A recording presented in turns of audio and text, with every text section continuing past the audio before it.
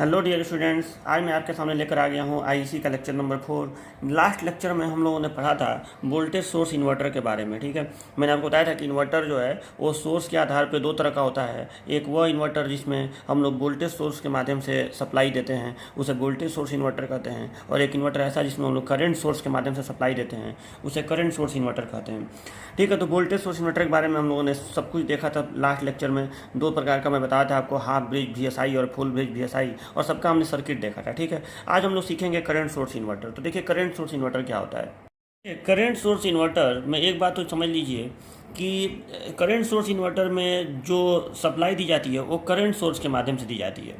अब एक current source होता क्या है, देखिए मैं एक बात आपको क्लियर कर दूं कि अगर आप मार्केट में जाके किसी दुकानदार से कहें कि मुझे 10 एम्पियर का करंट सोर्स दे दीजिए, तो ये करंट सोर्स नाम का कोई चीज़ मार्केट में मिलता नहीं है, मतलब होता ही नहीं है करंट सोर्स नाम का कोई चीज़। करंट सोर्स बनाना पड़ता है। ठीक है, करंट सोर्स हमें बनाना पड़ता है वोल्टेज सोर्स की मदद से। वोल्टेज सोर्स मिलता है मार्केट में, जो आपका बैटरी है वो एक वोल्टेज सोर्स ही है।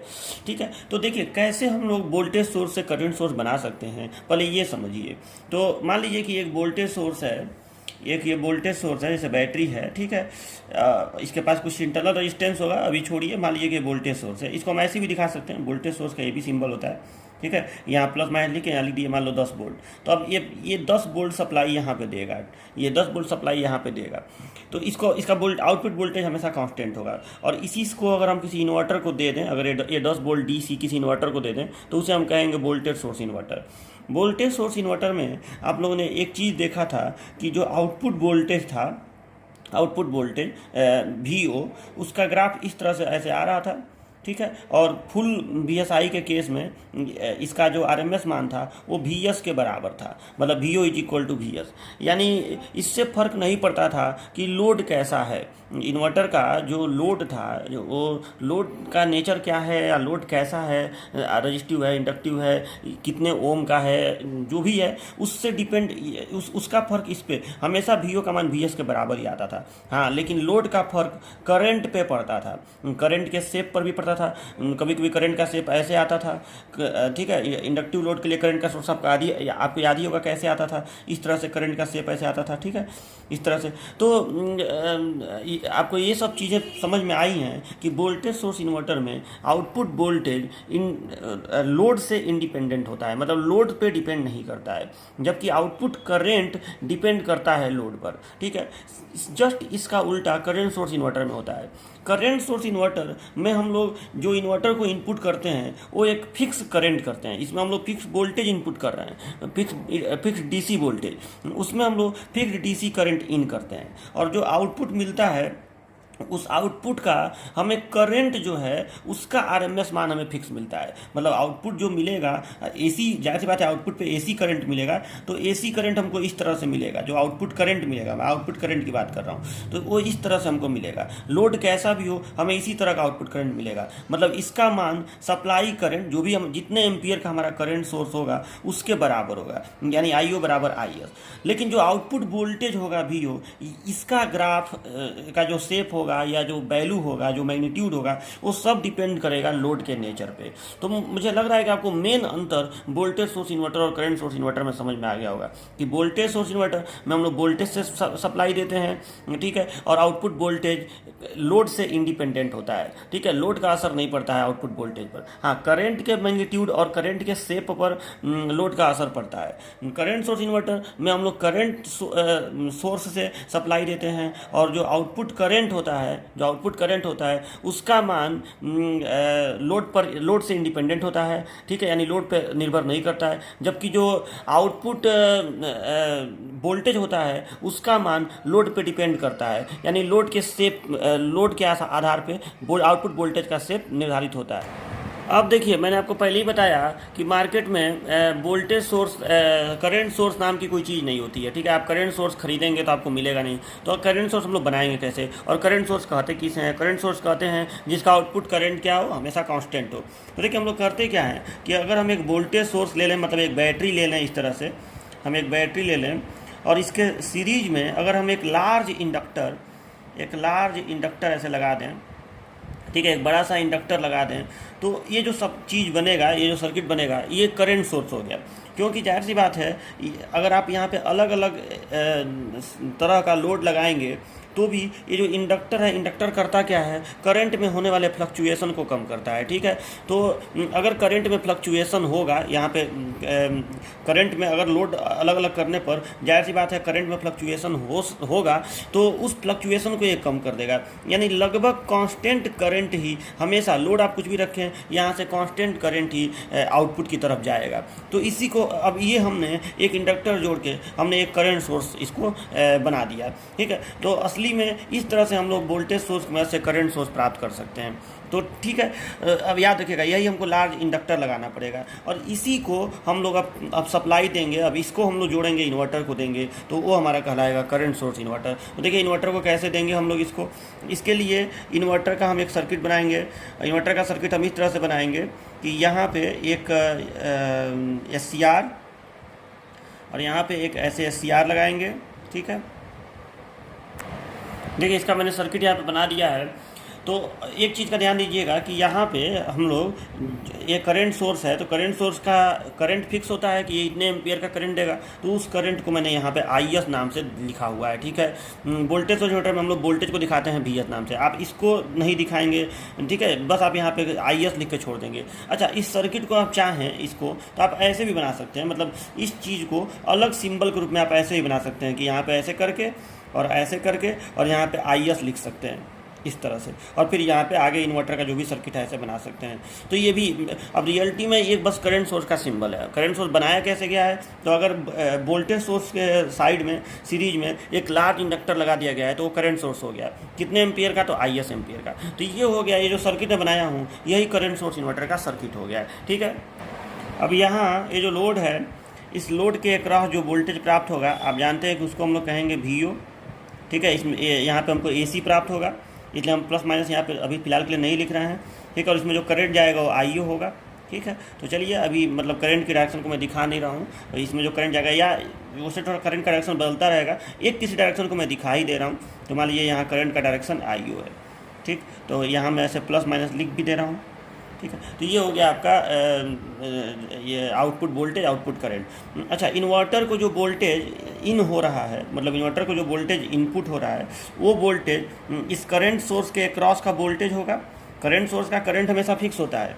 ठीक है, और यहाँ का जो इन्वर्टर के अंदर जो वोल्टेज इन्वर्टर को के क्रॉस जो वोल्टेज है उसको मैं लिख दे रहा हूँ Vin, और ये Vin कुछ और नहीं है बल्कि करंट सोर्स के अक्रॉस का वोल्टेज है। मतलब जो वोल्टेज करंट सोर्स के सिरों पर होगा, अगर एक करंट सोर्स इस तरह से है, ठीक है, तो जाहिर सी बात है करंट फ्लो होगा तो केवल करंट की वजह से नहीं होगा, इसके अक्रॉस वोल्टेज तो यहाँ कुछ ना कुछ होगा ही।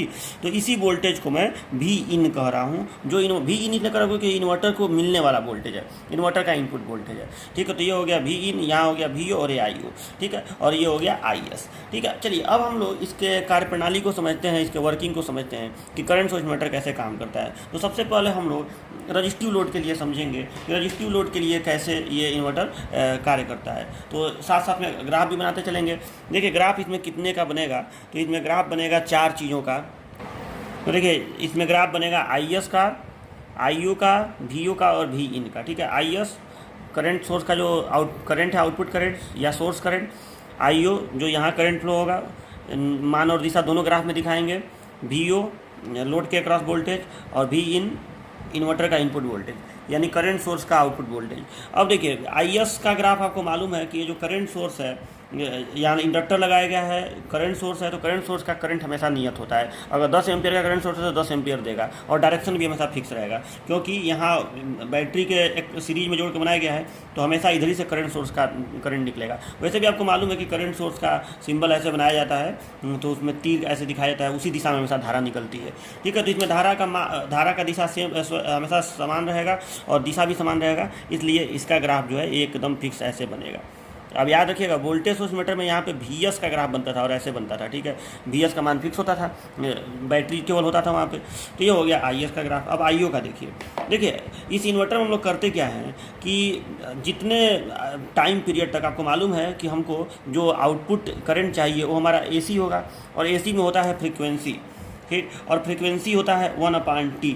ठीक है, 1/, आवर्तकाल। और आवर्तकाल किसको कहते हैं, तो एक चक्र जो पूरा होता है उसी को आवर्तकाल कहते हैं। तो हम लोग क्या करेंगे कि T/2 समय तक, मतलब जितने भी, जैसे मान लो कि हमें 50 हर्ट्ज का AC चाहिए, तो 50 हर्ट्ज का AC चाहिए, तो आवर्तकाल कितना हो जाएगा, तो T = 1/f। ठीक है, तो आवर्तकाल 1/50 हो जाएगा।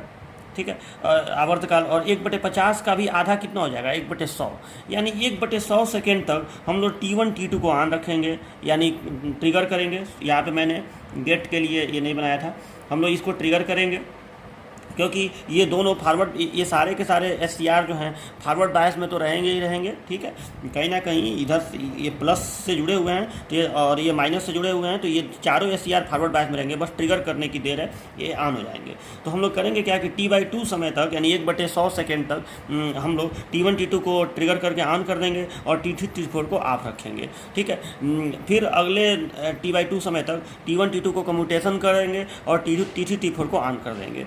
तो चलिए मान लीजिए कि जब T1 और T2 ऑन रहेगा, T1 और T2, तो उस समय देखिए क्या होगा। उस समय ये होगा कि अब देखिए ये सर्किट मान लो खुला हुआ है, आप ऐसे करके एक बार देख लीजिए, ये सर्किट ऐसे खुला हुआ है और ये सर्किट ऐसे खुला हुआ है। ठीक है, और ये शॉर्ट हो गया। ठीक है, इसको मैं ऐसे कर दे रहा हूँ, ये तार यहाँ पे जुड़ गया और ये ऐसे शॉर्ट हो गया, क्योंकि आपने T1 T2 को ट्रिगर कर दिया। तो चलो अब देखो क्या होगा। अब देखिए ये T1 है, ये T2 है, ये T3 है और ये T4 है। तो देखिए यहाँ से करंट चलेगा, करंट ऐसे आएगा, अब इधर तो जा नहीं सकता है करंट, तो करंट सीधा इधर ऐसे आएगा। ठीक, और यहाँ करंट जब ऐसे आएगा तो फिर करंट इधर से ऐसे जाएगा और फिर इधर ऐसे आएगा, नीचे तो जाएगा नहीं, यहाँ से इधर ऐसे आएगा और फिर इधर आके और फिर इधर आके ऐसे वापस आ जाएगा वापस सोर्स के पास। तो देखिए तो करंट ऐसे फ्लो हुआ, आप डायरेक्शन याद रखिएगा, करंट ऐसे फ्लो हुआ।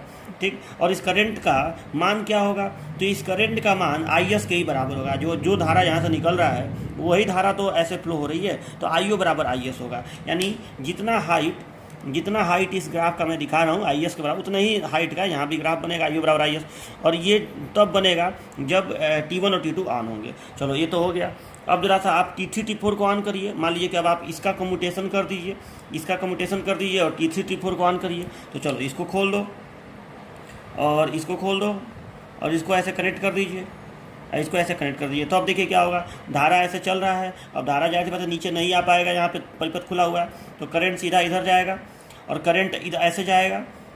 देख लीजिए करंट ऐसे जाएगा और फिर करंट अब यहाँ से ऊपर तो जाएगा नहीं, नीचे ही आएगा और इस पर वापस आ गया। यानी यहाँ से करंट सेम डायरेक्शन में चला, करंट का डायरेक्शन सेम रहा, लेकिन जो आउटपुट पे करंट फ्लो हुआ वही करंट फ्लो हुआ। मैग्नीट्यूड में अंतर नहीं आया, करंट के एम्पियर में अंतर नहीं आया, लेकिन करंट के दिशा में अंतर आ गया। पहले करंट ऐसे फ्लो हुआ, फिर करंट ऐसे फ्लो हुआ जब T3 T4 कंडक्ट किया तब। यानी अब इसको हम लोग ऊपर नहीं दिखा सकते हैं, हमें मजबूरी है तो इसके नीचे दिखाना पड़ेगा, क्योंकि दिशा बदल गई है जस्ट जब T3 T4 ऑन हुआ है तो। ठीक है, और यही प्रक्रिया फिर रिपीट होगी। ठीक है, यही प्रक्रिया फिर रिपीट होती रहेगी। तो इसको हम लोग ऐसे कर देंगे। तो ये हो गया आपका आउटपुट करंट। बाद में इसको हम लोग नीचे करके और यहाँ दिखाएंगे कि इतने दूर में T1 T2 कंडक्ट कर रहा है और इतने दूर में T3 T4 कंडक्ट कर रहा है। ठीक है, अच्छा ये जो मैं ग्राफ बना रहा हूँ ये मैं रजिस्टिव लोड के लिए बना रहा हूँ। ये मैं जब ये लोड प्योर रजिस्टिव हो तब के लिए बना रहा हूँ। तो ये है मतलब आप ये सर्किट बना के और उसमें नंबर 1 डालेंगे या हेडिंग डालेंगे for resistive load, for R load. ठीक है, मैंने ये R लोड के लिए मैं बना रहा हूँ। तो अब देखिए अब यहाँ पे IO तो हो गया, अब VO का देखते हैं कि VO के साथ क्या होगा। तो देखिए अगर इस रजिस्टेंस का वैल्यू R ओम हो और ये प्योर रजिस्टिव लोड हो, तो आपको मालूम है कि रजिस्टिव लोड में फेज डिफरेंस नहीं होता है।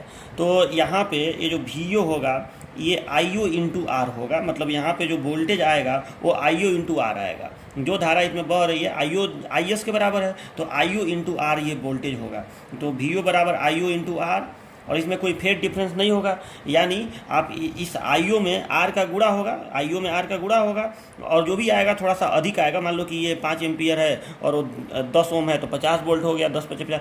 तो इस तरह से मतलब मेरे कहने का ये है कि कोई फेज डिफरेंस नहीं होगा, सिर्फ वैल्यू का R का गुणा हो जाएगा और यहाँ पे वोल्टेज का ग्राफ इस तरह से बन के आएगा।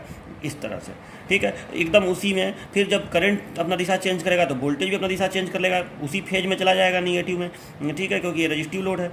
तो सेम इस तरह से वोल्टेज का भी ग्राफ बनेगा, ठीक है, जैसे करंट का बना है। बस ये मैग्नीट्यूड में जैसे यहाँ पे एम्पियर है और यहाँ पे वोल्ट है, ठीक, और ये मैग्नीट्यूड जो है यहाँ से यहाँ तक ये जो हाइट है ये IO इंटू आर है, ठीक है। ये जो मैग्नीट्यूड आपको दिख रहा है ये IO इंटू आर है, जबकि यहाँ पे IO बराबर IS है। इतनी सी बात है। अब देखिए अब भी इन के साथ क्या होगा कि यहाँ का ये वोल्टेज क्या होगा। तो देखिए इसको समझने के लिए भी इन कितना होगा, तो सच पूछे तो अगर आपको भी इन पता करना है कि भी इन का ग्राफ कैसा होगा तो इसको देखिए कि जब हमें इस भी इन का मान निकालना है, पहले आप ये समझिए कि भी इन है क्या। भी इन है जैसे ये कोई करंट सोर्स है तो इसका करंट तो फिक्स रहेगा। अब इसके अक्रॉस यहाँ का ये वोल्टेज है, ठीक है, मतलब करंट सोर्स के अक्रॉस का वोल्टेज है भी इन, यानी यही इन्वर्टर का इनपुट वोल्टेज है। हमें यही पता करना है कि यहाँ का ये वोल्टेज कितना है। तो इसको देखिए हम कैसे पता कर सकते हैं। तो आप एक बात बताइए, जब ये शॉर्टेड है, मान लो कि T1 और T2 ऐसे जुड़ा हुआ है और T3 T4 खुला हुआ है, शुरुआत में तो हम ऐसे ही किए थे, ठीक है। तो ये खुला हुआ है, मतलब मैं इतने दूर की बात कर रहा हूँ, यहाँ से लेकर यहाँ तक की बात कर रहा हूँ, ठीक है। तो आप एक बात बताइए, इस कंडीशन में कहीं ना कहीं ये जो सिरा जो VO है, VO वोल्टेज है, ये सिरा यहाँ कनेक्टेड है, यहाँ कनेक्टेड है, और कहीं ना कहीं इसका दूसरा सिरा यहाँ कनेक्टेड है, ठीक है। तो इससे होते हुए यहाँ कनेक्टेड है। मतलब मेरे कहने का ये है कि जो वोल्टेज यहाँ होगा, जो वोल्टेज यहाँ होगा, अच्छा इसमें धारा ऐसे बह रही थी ना, इसको धारा की दिशा को भी मैं दिखा दे रहा हूँ कि यहाँ पे प्लस, यहाँ पे माइनस, और यहाँ पे ऐसे धारा बह रही है T1 से T2 के समय में। तो देखिए कहीं ना कहीं ये जो प्लस है, ये प्लस ये पहुँच जाएगा यहाँ पे, और ये माइनस इन तारों से होते हुए पहुँच जाएगा यहाँ पे। यानी आपको साफ दिख रहा होगा कि इस सर्किट में यहाँ का जो वोल्टेज है वही यहाँ का वोल्टेज है। फिर से एक बार इसको देखिए, देखिए तारों के कनेक्शन में मत जाइए। अगर यहाँ VO है तो ये VO यहाँ इसका प्लस है, और यहाँ अगर माइनस है तो यहाँ इसका माइनस है, सीधी सी बात है। तो कहीं ना कहीं VO बराबर भी इन होगा, ठीक है। तो यानी जो वोल्टेज जितना वोल्टेज VO मिलेगा उतना ही वोल्टेज भी इन में मिलेगा जब T1 और T2 कंडक्ट करेगा। तो चलो ये तो समझ में आ गया कि ये VO बराबर भी इन होगा, यानी ये ऐसे ग्राफ बनेगा ये जब T1 T2 कंडक्ट करेगा। तो अब देखिए कि जब T3 T4 कंडक्ट करेगा तब क्या होगा। तो देखो जब ये कंडक्ट करेगा तो इसको मैं खोल रहा हूँ और इसको मैं ओपन कर दे रहा हूँ, इसको मैं कनेक्ट कर दे रहा हूँ और इसको मैं कनेक्ट कर दे रहा हूँ। चलो कनेक्ट कर दिया, इसको मैं उल्टा कर दे रहा हूँ क्योंकि आपको मालूम है कि जब ये कंडक्ट करेगा तो धारा ऐसे बहने वाली है, तो यहाँ प्लस यहाँ माइनस, ठीक, और करंट का डायरेक्शन ये हो जाएगा, ये करंट का डायरेक्शन हो जाएगा IO। तो अब जरा एक बार बताइए कि इस कंडीशन में ये जो प्लस वोल्टेज है, ये प्लस वोल्टेज यहाँ से होते हुए यहाँ पहुँच गया, और ये माइनस वोल्टेज यहाँ से होते हुए यहाँ पहुँच गया। तो आप ध्यान से देखिए तो यहाँ ये वोल्टेज भले उल्टा हो गया, भी इन उसी जगह पे प्लस है, उसी जगह पे माइनस है जहाँ पहले था। यानी सीधी सी बात है, और वैल्यू VO की वैल्यू वही है जो पहले थी। VO की वैल्यू जब T1 T2 कंडक्ट किया था तो VO की वैल्यू नहीं ना बदल गई, केवल दिशा बदली है। पहले VO इधर प्लस था, इधर माइनस था, अब VO इधर प्लस इधर माइनस है, लेकिन इसके दिशा बदलने से इसका दिशा नहीं बदला। इसका प्लस वहीं पहुंचा और इसका माइनस वहीं पहुंचा जहां पहले भी इनका प्लस माइनस था। यानी सीधी सी बात यह है कि ये भले निगेटिव में आ गया, इतना ही मतलब जितना मान ये है उतना ही मान उल्टा निगेटिव में ये आया है, लेकिन भी इनके ग्राफ में उल्टा नहीं होगा, बल्कि भी इन का ग्राफ ऊपर ही ऐसे रह जाएगा, ऊपर ही ऐसे रह जाएगा। तो ये बात आपको समझ में जरूर आया होगा कि कैसे इसका ग्राफ बनेगा। तो ये हो गया आपका करंट सोर्स इन्वर्टर का ग्राफ। यहाँ से यहाँ तक आप ऐसे लिख भी देंगे कि यहाँ से यहाँ तक कौन कंडक्ट कर रहा है, T1 T2, यहाँ से यहाँ तक T3 T4, और यही प्रक्रिया T1 T2 और T3 T4, और यही प्रक्रिया चलती रहेगी, ठीक है। और इसको बता दीजिएगा कि यहाँ से यहाँ तक टाइम पीरियड है, यही ना टाइम पीरियड है, ये आवर्तकाल है T, ठीक है। तो हमें जो आउटपुट मिलेगा, अब यहाँ पे आप लोग निकालेंगे RMS value of output AC current, output AC current, voltage नहीं, आउटपुट AC करंट, ठीक है। तो यहाँ पे आप निकालेंगे तो इसको आप लिख देंगे IRMS इज इक्वल टू, और आप इसको प्रूफ कर सकते हैं कि IRMS जो है वो IS के बराबर होगा, मतलब जितने एम्पियर का करंट सोर्स होगा उसके बराबर होगा, ठीक है। और वोल्टेज का मान कितना होगा, RMS value of output voltage, तो RMS value of output voltage output voltage V R M S is equal to होगा I R M S into R, ठीक है, यानी ये हो जाएगा आई एस इंटू आर, ठीक है। तो ये हो जाएगा आपका V R M S is equal to, ठीक है। तो आपको ये समझ में आ गया होगा कि कैसे ये हमें दोनों चीज़ लिख देना है। तो ये हो गया आपका करंट सोर्स इन्वर्टर जब रजिस्टिव लोड का प्रयोग किया जाता हो। कैपेसिटिव लोड या इंडक्टिव लोड के केस में थोड़ा सा इसका ग्राफ चेंज होगा। करंट सोर्स इन्वर्टर का प्रयोग जनरली कैपेसिटिव लोड के लिए हम लोग करते हैं, तो उसके लिए थोड़ा सा ग्राफ चेंज होगा। तो अभी देखिए एग्जाम में अगर आएगा तो आप केवल रजिस्टिव लोड का ही बना के ना हो तो छोड़ दीजिएगा, यहाँ पे ये सब कर लीजिएगा। ये यहाँ पे SCR रहेगा, ये सब स्विच से मत इसको दिखाइएगा।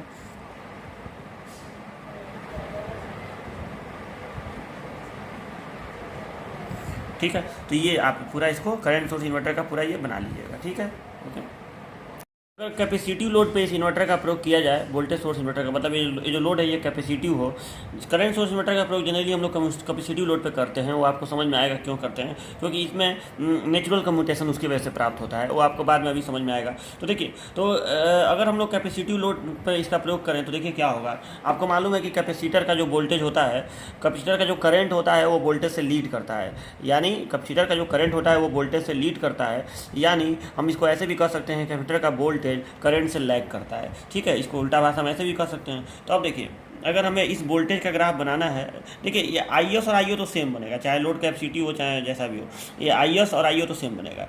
ये जो VO है, ये VO शुरू यहाँ से होगा। जैसे मैं थोड़ा सा ना मैं इसको बीच में ऐसे कर ले रहा हूँ यहाँ से, मतलब यहाँ पे अगर 0 है, यहाँ पे अगर T है तो ये T/2 होगा, ठीक, और यहाँ पे T/4 होगा। तो मैं T/4 से नीचे ऐसे बना लिया हूँ, T/4 होगा यहाँ पे और यहाँ पे 3T/4 होगा, ठीक है। आप चलिए उसको बना लीजिएगा ऐसे।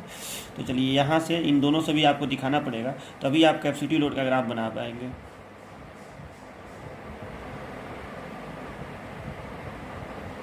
ये इस चक्र का हो गया, फिर अगले चक्र का भी आपको ऐसे बनाना पड़ेगा।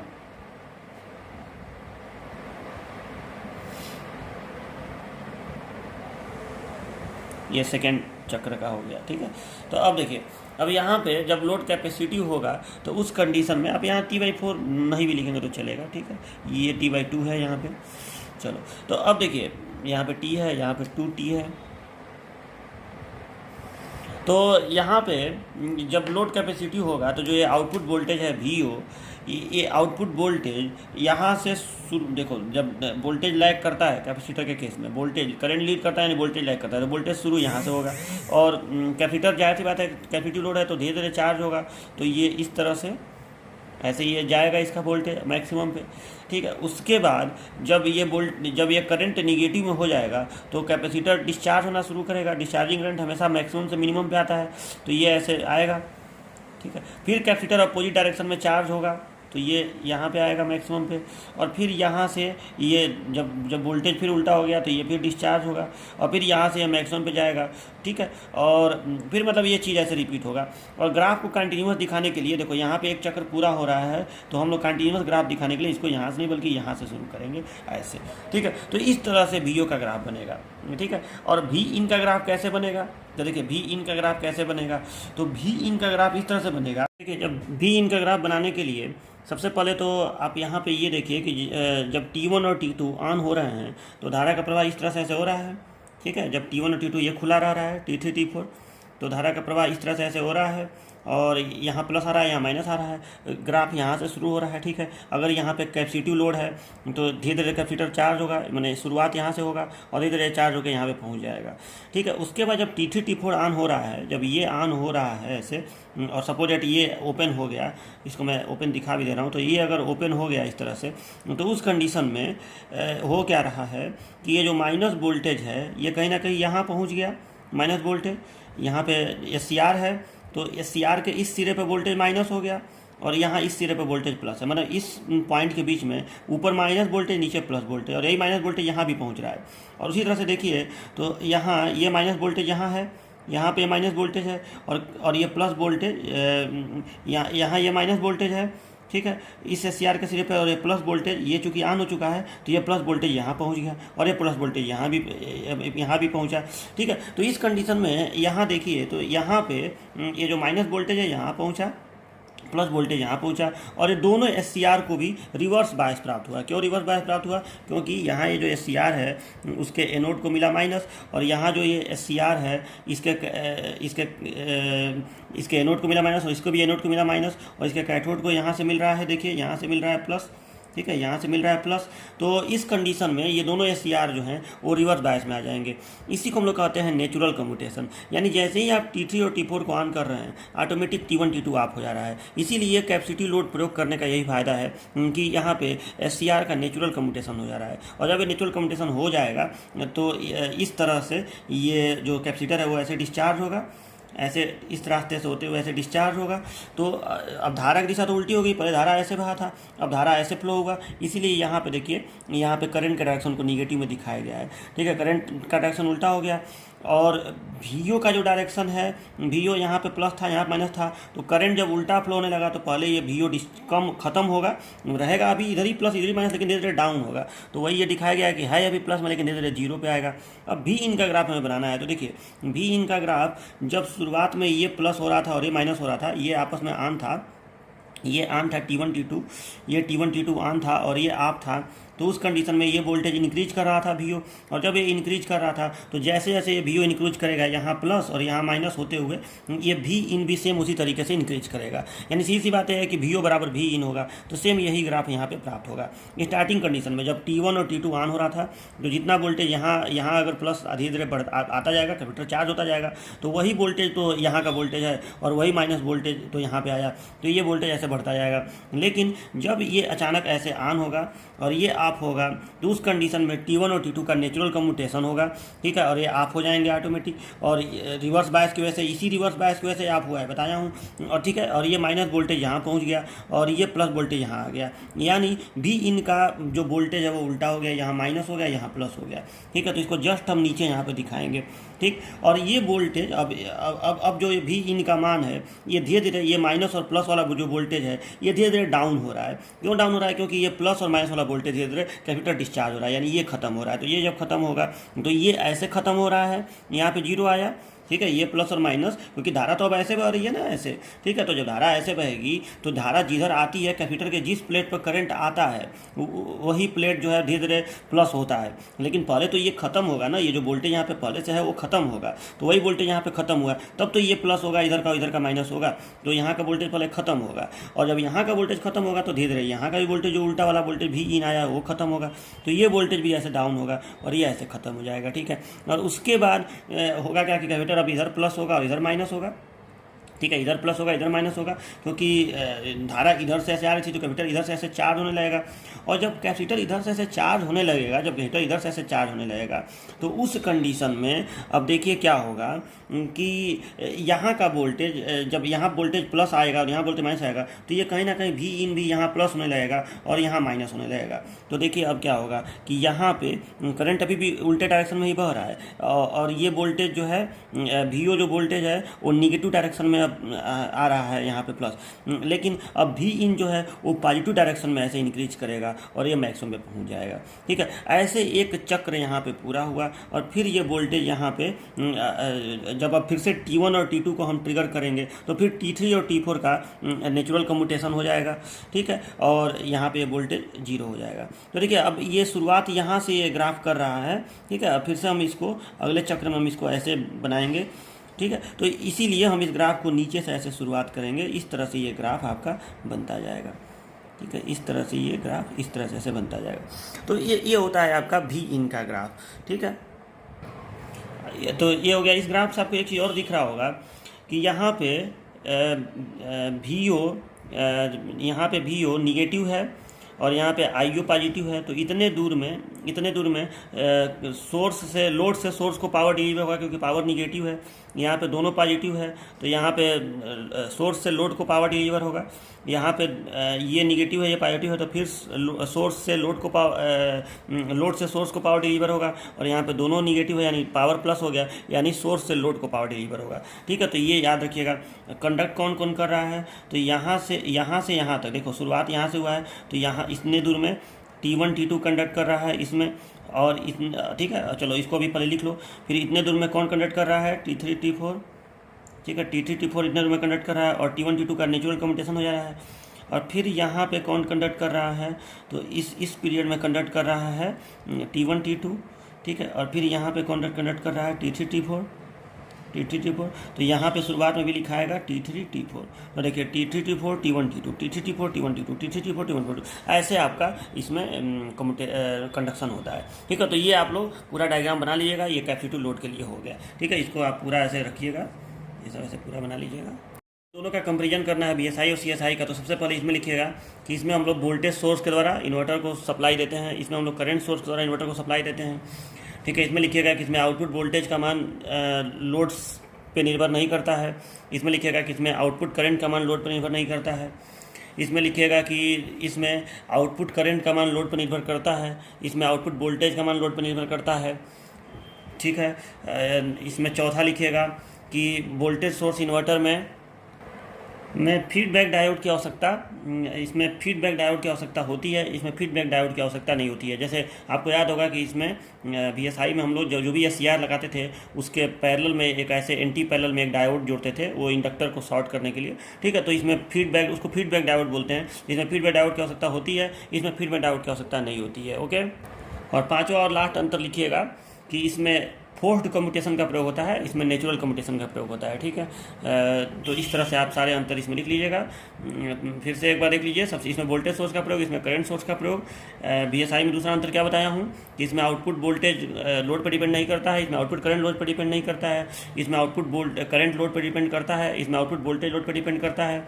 इसमें चौथा डिफरेंस क्या बताया हूँ कि इसमें पांचवा ये बताया हूँ कि इसमें फीडबैक डायोड की आवश्यकता नहीं, चौथा ये बताया हूँ कि इसमें फीडबैक डायोड की आवश्यकता होती है, इसमें फीडबैक डायोड की आवश्यकता नहीं होती है। और पांचवा अंतर ये बताया हूँ कि इसमें फोर्स्ड कम्यूटेशन का प्रयोग होता है, इसमें नेचुरल कम्यूटेशन का प्रयोग होता है। ठीक है, इन दोनों मोटर्स का जो एप्लीकेशन है, तो वोल्टेज सोर्स इन्वर्टर का प्रयोग जनरली हम लोग BSI का प्रयोग हम लोग लो और मीडियम पावर एप्लीकेशंस में करते हैं, लो और मीडियम पावर एप्लीकेशंस में। और ख़ास करके जहाँ पे लोड इंडक्टिव टाइप का होता है, मतलब लैगिंग लोड अगर होता है, तो उस समय हम लोग BSI का ही प्रयोग करते हैं।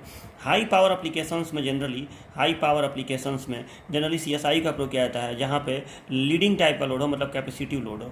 ठीक है, मोटर के स्पीड कंट्रोल में दोनों में से किसी भी एक इन्वर्टर का प्रयोग हम लोग करते हैं। BSI का भी करते हैं, CSI का भी करते हैं, खास करके इंडक्शन मोटर की स्पीड कंट्रोल में।